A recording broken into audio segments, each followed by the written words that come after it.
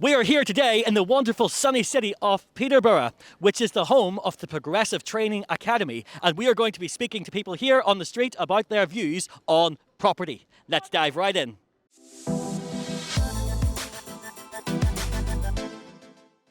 Do you think it's better to rent or buy?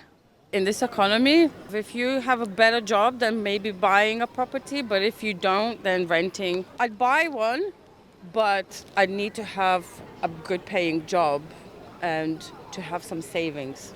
Whereas not everyone has any savings nowadays, do they? I think it depends on what stage you are in life. I think rent, probably while you're quite young. When you're younger, I think renting's okay. Well, ideally to buy, but it's just difficult in this day and age. No one can really afford to save, no one can afford to buy. The cost of living is going up and it's just difficult for people. There's no houses for people. So ideally I'd like to buy, but just not going to be possible. I'd personally probably rent a property. I think it's much easier to do it that sense. I think it's better to get out of Peterborough and go somewhere else and rent. Buy a property. Your money's getting saved instead of throwing it away on rent. Well, you're wasting your money, aren't you, on the rent? If you can afford to buy. Have a deposit and buy. I guess buy a property because then you're on the property ladder. I don't want to be renting all your life. You want to be on the property ladder, don't you, I guess? Buy property. Because when you get to retirement age, you haven't got rent to pay. And do you think it's better to rent or buy? To buy, because at the end of it, it's your own, isn't it? And then that's for your children as well.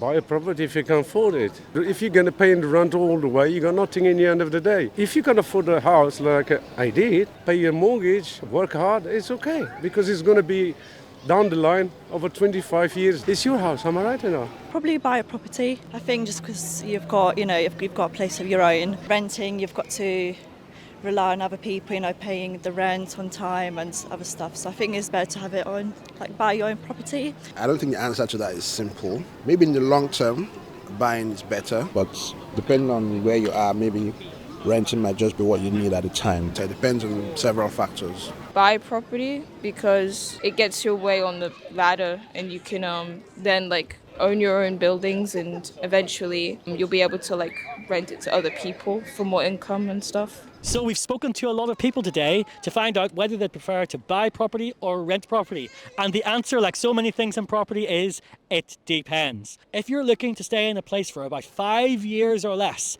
then you might be better renting a property, because if you were to buy the property, you would not benefit from as much capital appreciation within 5 years. So maybe renting is better.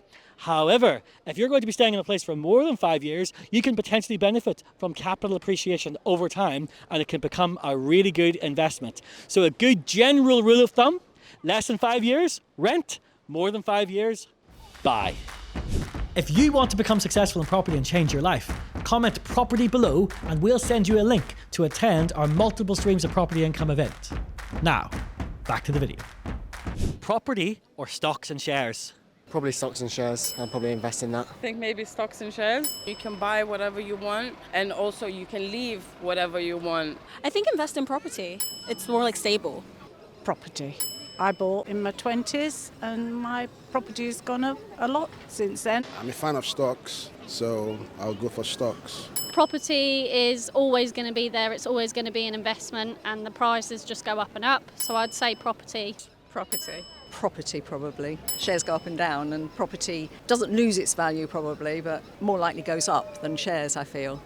So there we have it. That's the people's views on property versus stocks. For me, property will always win because it's all about control. If you have a property, it's a physical asset that's in place. You have control about what happens to that property. You have control about the tenants that you put into that property. And you have control about when you're going to exit the market, if you want to exit the market, based on the capital growth of that property.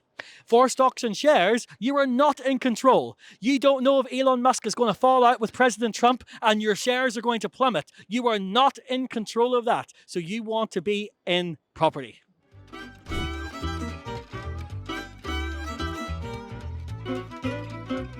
Well, not paying the bill for a start off, which does happen sometimes when you get towards the end of the tenancy.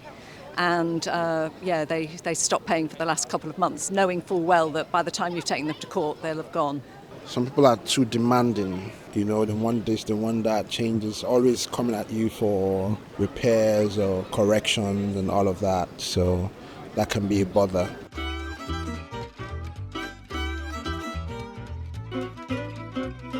I like single people better though. For each additional person, you have additional complications and issues. So, Well, I always looked for couples, a husband and wife or boyfriend and girlfriend, something like that, always, because then they're trying to make a home together. So I go for that kind of thing rather than two flatmates. I feel, that's the best thing for me.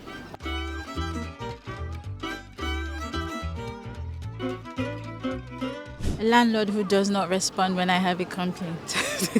That's it. If you're looking at general price in the area, if they're overcharging massively, if there's extra additional costs, and obviously the quality of the buildings and stuff like that. So if they're actually taking care of their own building.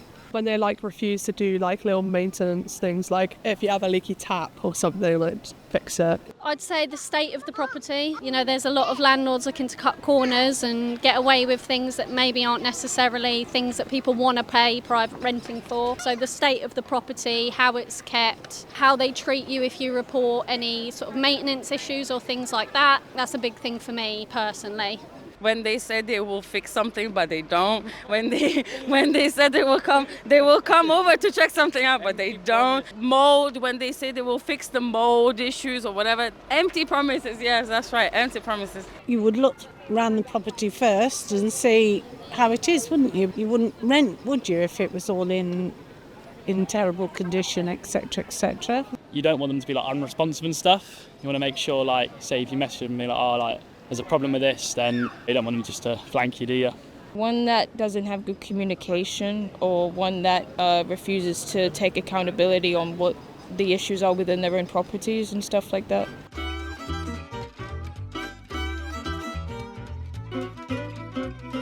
Well, a landlord who responds on time to complaints, because I'm a complainer. Open, honest, gets back to you quickly if you have a problem. I think personality, you want to get along with your landlord because they're in a position of power over you. You have to make sure they like you and you like them. So it's you get the best out of them. Do they have a history of being a landlord?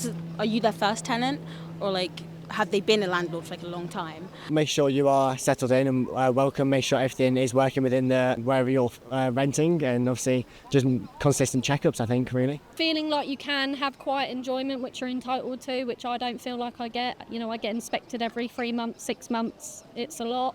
You're not okay to pay rent. Maybe they can give you some time, a month or two or something like that. When they come, they always are available to speak to you if you need help or if you need something to repair. Something like that, I believe, would be a green flag. Just someone that's friendly and willing to help out whenever. Willingness to deal with potential issues like black mold uprisings, or issues within the house, maybe electricals and all that. Just willingness to not be slacking and just be there for your tenants, I guess. If you are a tenant out there, or an aspiring tenant, and you want to know what to look out for in a good landlord, you want a landlord who's going to communicate with you effectively, who's going to fix repairs in a timely manner, and who's going to have discussions with you if you can't pay your rent for whatever reason, that might give you a little bit of leeway here and there to help you out. Landlords are getting bashed all over the UK at the moment, but there are good ones out there. So look for the ones that are going to work with you and not against you. You've worked hard your whole life, built savings, maybe even bought property. But when it comes to stocks, you hold back. Because deep down, there's that fear. What if I lose it all? What if it's just another scam? Honestly, day trading probably isn't going to work for you. But investing is different. You're smart enough to know saving alone isn't enough to build the best future for your family. But investing in stocks can feel overwhelming. That's not your fault. School never taught us how to do this. I'm Ben Knight, and over the last decade, I've been investing successfully and consistently in the stock market, and I've taught hundreds of people my step-by-step strategy that takes less than 5 minutes a day. Now, I want to show you how to do this too. That's why I created my free online masterclass. And if you're serious about building wealth for you and your family, you need to be there. Seats fill up fast, so don't miss this. To secure your free space, go right now to www.thetradetribe.com and I'll see you there live.